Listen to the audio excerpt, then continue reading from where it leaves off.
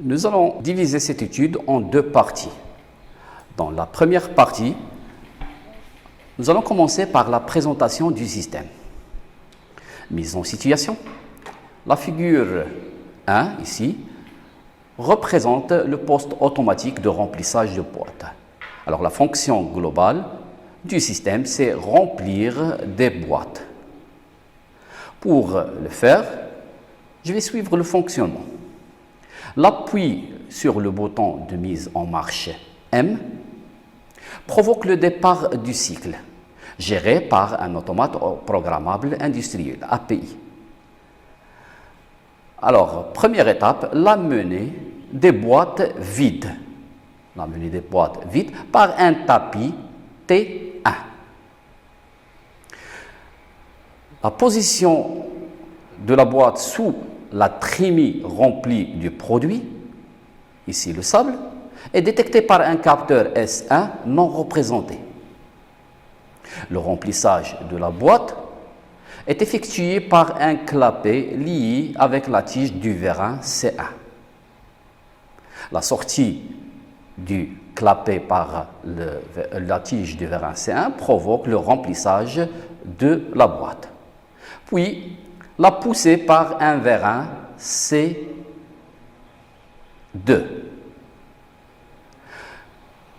C2 jusqu'à le poste d'évacuation. Puis, poussé par un autre vérin C2 vers le tapis d'évacuation qui va évacuer la boîte remplie. Alors, les deux tapis sont entraînés par des moteurs électriques, ainsi que le clapet de remplissage et de poussée et d'évacuation réalisé par des vérins, ainsi que le tapis d'évacuation est entraîné par un moteur MT2. Situation d'évaluation numéro 1. Dans le cadre du stage pédagogique d'un groupe d'élèves dans votre entreprise, cela veut dire que tu travailles dans une entreprise et un groupe d'élèves vient de faire un stage pédagogique dans votre entreprise. Votre chef, c'est la tâche à exécuter. Votre chef vous a demandé d'expliquer à un stagiaire le fonctionnement du poste automatique de remplissage de boîtes. Vous êtes invité à découvrir le système et son environnement. Pour le faire, une partie analyse fonctionnelle, compléter l'actigramme A-0 du système, puis compléter l'actigramme A0 du système pour montrer le fonctionnement et les composants du système, puis un graph set pour expliquer le fonctionnement du système. Nous allons commencer par l'actigramme A-0 ou bien A-0. Le nom du système, c'est poste automatique de remplissage de boîte. La matière d'œuvre est boîte. L'état de matière d'œuvre entrante, c'est boîte vide. À la sortie, boîte remplie et évacuée. La fonction, c'est remplir et évacuer, bien sûr, les boîtes. Comme sortie secondaire, bruit plus perte d'énergie. Pour réaliser cette fonction, j'ai besoin d'une source d'énergie électrique pour alimenter les moteurs et une autre source d'énergie pneumatique pour alimenter les vérins. Bien sûr, je vais exploiter du produit pour remplir et un programme pour gérer. Bien sûr, j'ai besoin de l'appui de l'opérateur sur le consigne M, consigne, bouton, poussoir. Alors, deuxième question, compléter l'actigramme A0 du système. Alors, A-0, A0. La première fonction, c'est gérer le système. La gestion du système, elle est réalisée par un API, automate programmable industriel. Le automate programmable industriel, elle a besoin d'énergie électrique pour fonctionner.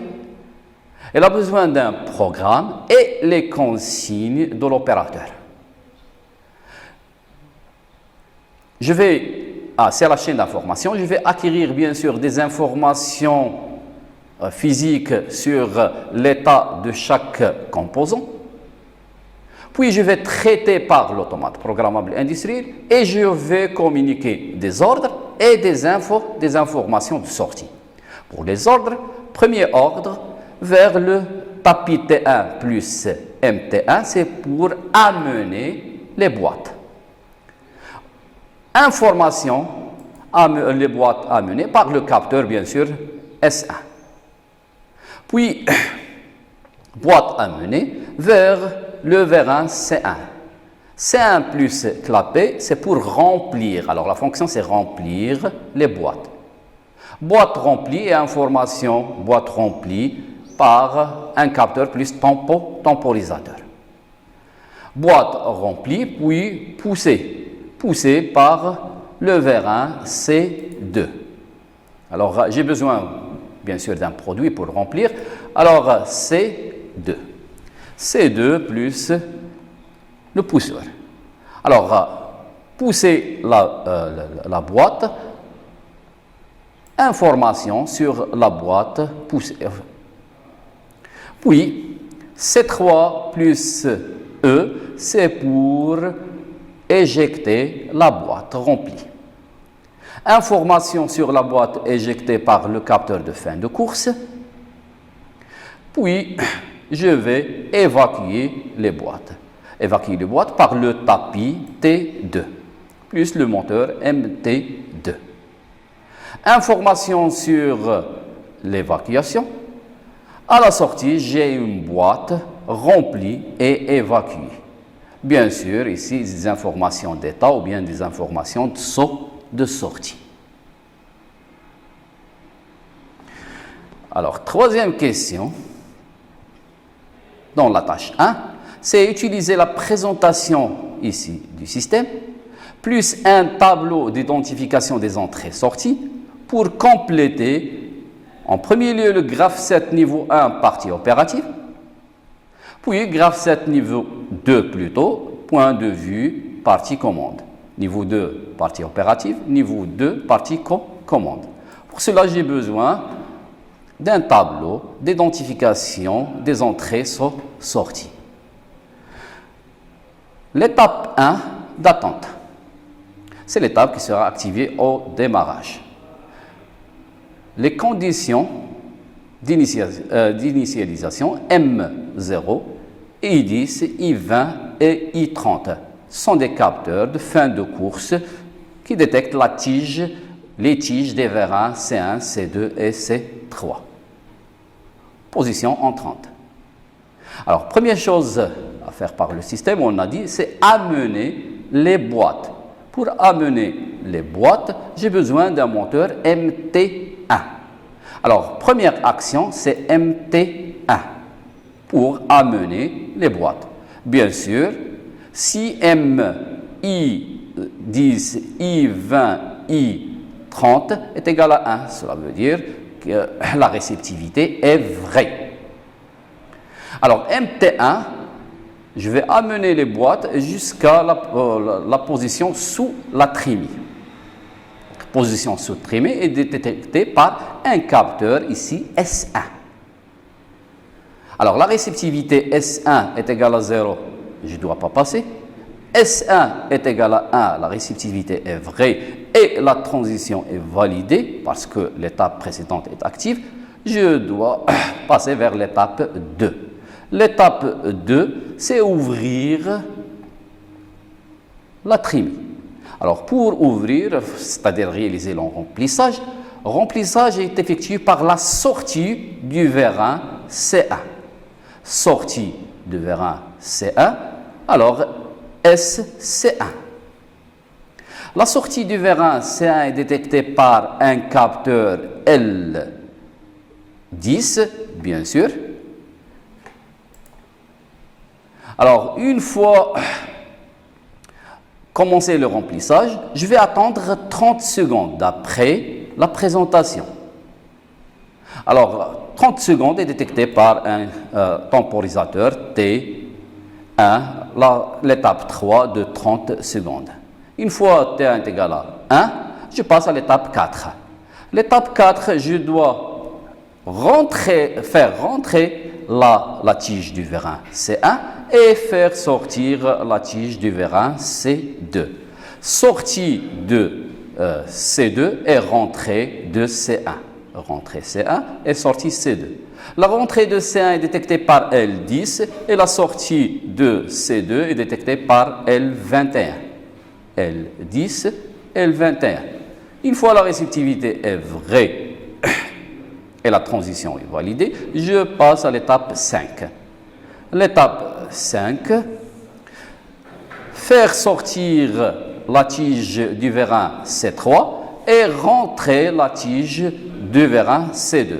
Alors, RC2, rentrée de C2 et sortie de C3. Sortie de C3, rentrée de C2. Rentrée de C2 détectée par L20, sortie de C3 détectée par L31. L31, L20. Puis, je dois faire rentrer la tige de C3, c'est la rentrée de C3, et entraîner le tapis en mouvement de translation par le moteur MT2. Alors MT2 est la rentrée de C3. La rentrée de C3 est détectée par L31. Et je vais refaire le cycle. Alors maintenant, de point de vue partie commande, je vais remplacer la représentation des actionneurs par les pré-actionneurs. Par exemple, ici le moteur MT1 remplacé par le contacteur KM1. Les réceptivités, bien sûr, ça reste la même chose. Alors, la sortie de C2, c'est 14M1. Là, voilà. Puis la temporisation T, 30 secondes. Par la suite, la rentrée de C1 et la sortie de C2. La rentrée de C1, c'est 12M1 et la sortie de C2, c'est 14M2. 12M1, 14M2. Bien sûr, puis la rentrée de C2 et la sortie de C3. La rentrée de C2, c'est 12M2 et la rentrée de C2, c'est 12M2 et la sortie de C3, 14M3. Puis, la rentrée maintenant de M3, rentrée de M3, c'est 12M3 et on va animer le moteur en rotation, c'est par le contacteur KM2.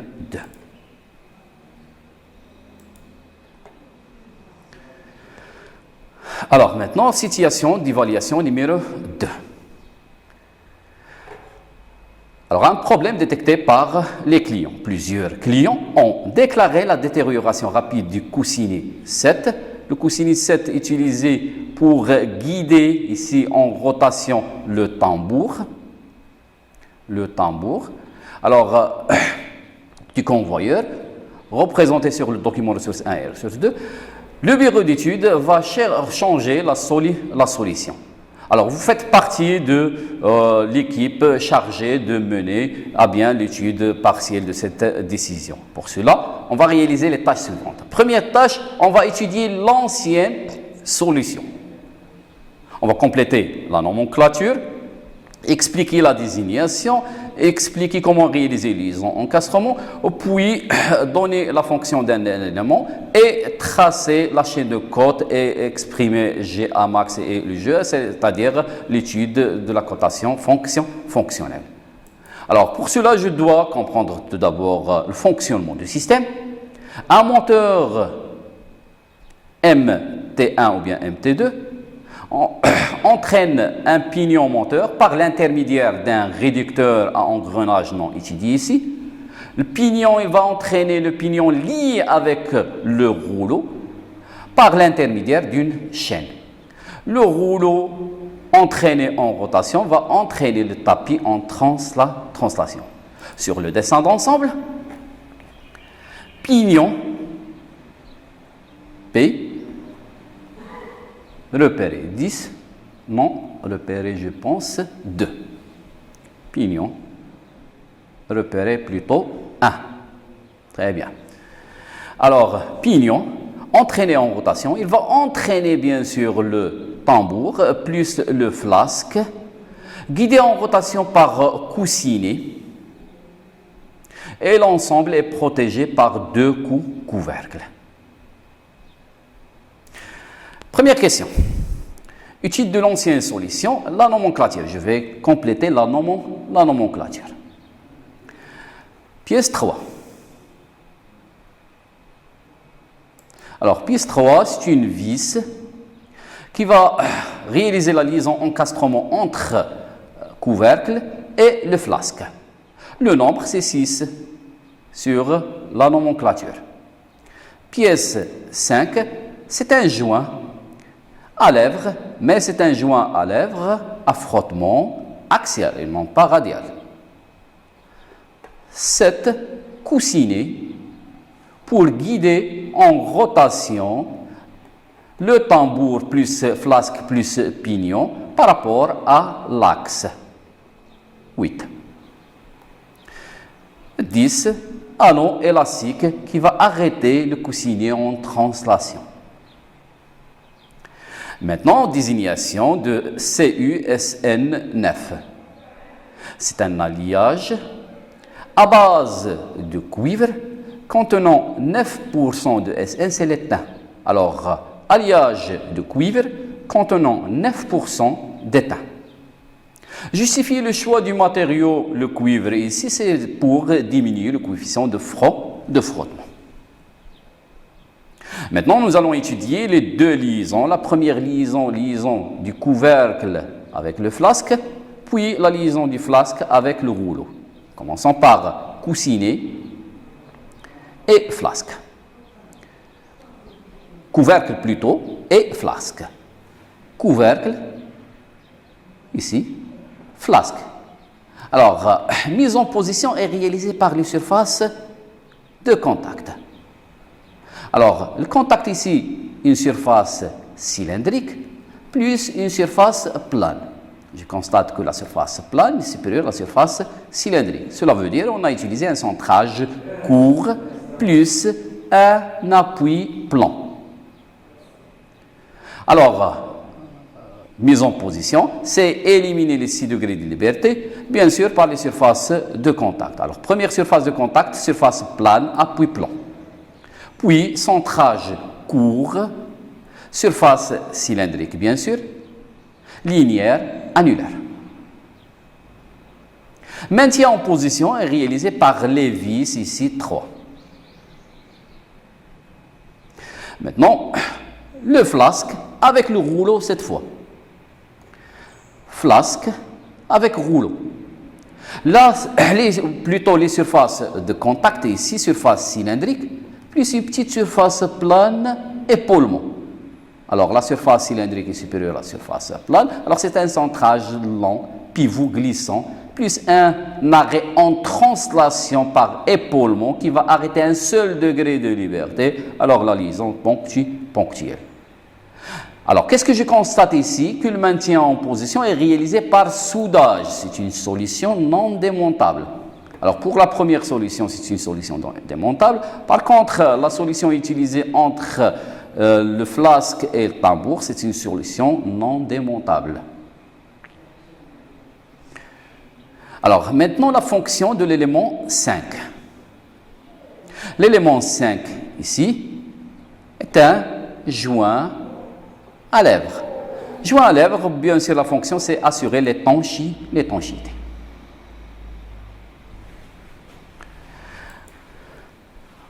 Alors, maintenant, les questions de la cotation fonctionnelle. La première chose, c'est tracer la chaîne de cote relative à la condition JA. Alors, la condition GA, c'est une condition ici pour réaliser la liaison pivot.